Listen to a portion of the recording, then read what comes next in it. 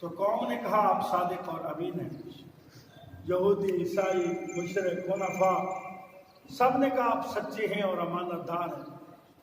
اور میں کچھ کہہ دوں کہ پہاڑ کے اس طرف کوئی لشکر تم پہ حملہ کرنے والا ہے، کیا بغیر دیکھے میری بات پہ یقین کر لو گے؟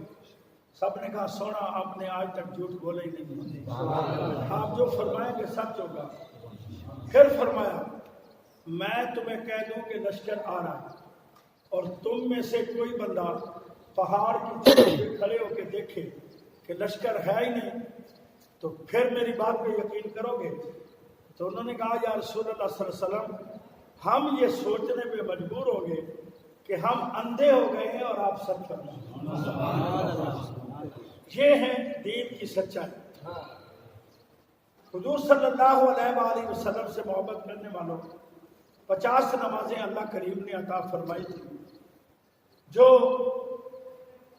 موسیٰ علیہ السلام کے وسیلے سے حضور صلی اللہ علیہ وسلم کی مہربانی سے 45 معاف ہو گئی، 5 نمازیں باقی بچی.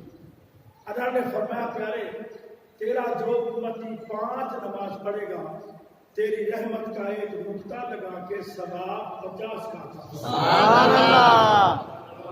نماز کسی صورت میں معاف ہے کسی کھڑے ہو کے نہیں پڑھ سکتے، بیٹھ کے پڑھو، بیٹھ کے نہیں پڑھ سکتے، لیٹ کے پڑھو، لیٹ کے نہیں پڑھ سکتے، اشارے سے معافی کی کوئی گنجائش نہیں. حضرت محبوب سبحانی سیدنا شیخ عبد القادر جیلانی رضی اللہ تعالیٰ فرماتے ہیں میں ایک رات عبادت کر رہا تھا تو میرے سر پہ ایک بادل آیا، اس بادل میں سے آواز آئی اے سید عبد القادر جیلانی آپ کے اوپر نماز معاف ہے، اب آپ کو آئندہ نماز پڑھنے کی ضرورت ہی نہیں ہے. آپ فرماتے ہیں میں نے سب سے پہلے اپنے نبی کی